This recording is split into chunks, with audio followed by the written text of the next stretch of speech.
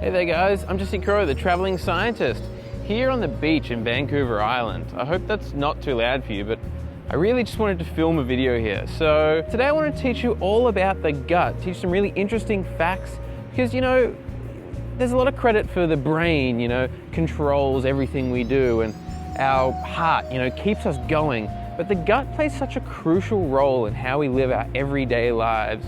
So I've just finished reading this book called The Gut by a German scientist called Giulia, or maybe it's Giulia Enders. And she made this really cool, easy to read book that teaches you so much interesting stuff about our gut and digestion. And she splits it up into 3 parts: the structure and function of the gut, the nervous system and how the gut interacts with other parts of the body, and the microbes in our gut, all the bacteria and fungus that have such a huge impact on who we are as people and how we feel, like, all the time. And this book has lots of cute illustrations which really help us visualize how the gut works and what it's doing. She really launches straight into it. She starts talking about poo and basically how we probably are pooing wrong. Eastern countries that have squat toilets, they're doing it right because it shapes our gut in a way that is much healthier for us to go to the bathroom. So, really awesome way to start a book, just talking about pooing straight away. The next chapter goes into the mouth and saliva, and I was just so amazed by all these facts I didn't know about saliva. Did you know that it's filtered blood? That's what's in our mouth, it's filtered blood, and it has analgesic properties, which means it relieves us from pain. That's why when you have a sore throat, maybe you eat a meal and that produces more saliva, which makes you feel a little better, reduces that pain. Or if you go to sleep, you don't produce as much saliva in the nighttime, so then when you wake up, your throat is really dry and really painful and you feel like you're gonna die from throat pain. That's why, it's because of our saliva. Another fun fact is that, do you know that our esophagus doesn't go straight down into our stomach? It actually curls around and goes in from the right-hand side. So if you're trying to burp, like I do all the time, and it gets stuck, just lean to the left.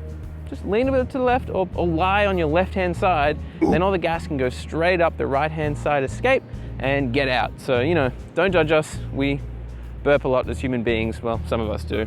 And I blame my mum, she taught me.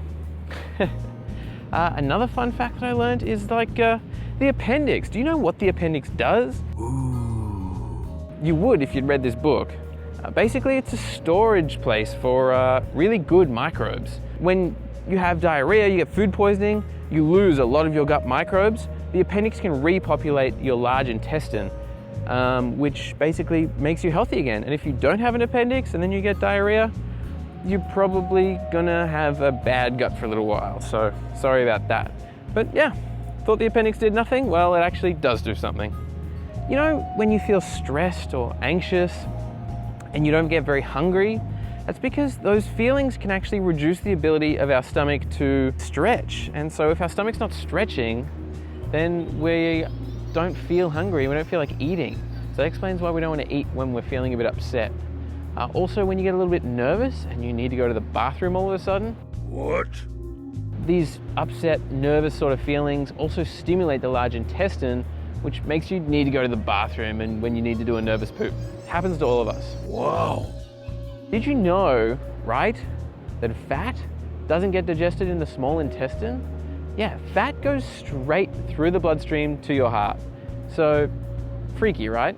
Think about that next time you eat 4 quarter pounders and think to yourself, I just had like a full pounder.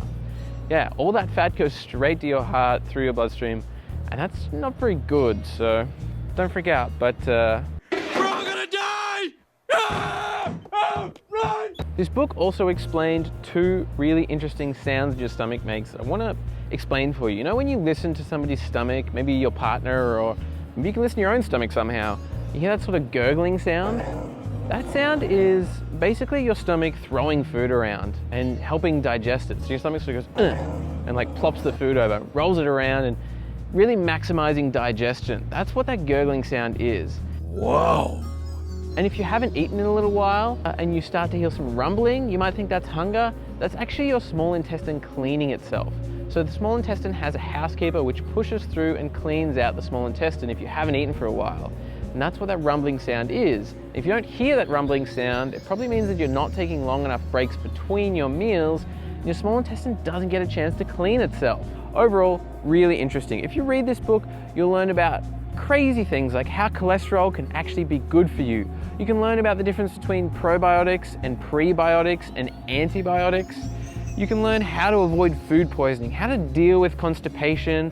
I'm not a proponent for the book, but if I ever start an online store, then you can buy it using the links below. But if I don't do that, just find yourself a copy. It probably costs like $5 or $10. It's a decent investment. It's gonna save you from a food poisoning. It'll save you from hours on the toilet, and it'll teach you so much that you didn't know about the gut. So there you go. If you enjoyed this video, click the like button down below, and let me know if you have any questions about the gut in the comments section down below. I can probably answer them now that I've read this book. Finally, make sure you subscribe for more traveling science every single week. I'll see you guys next Science Sunday. Cheers.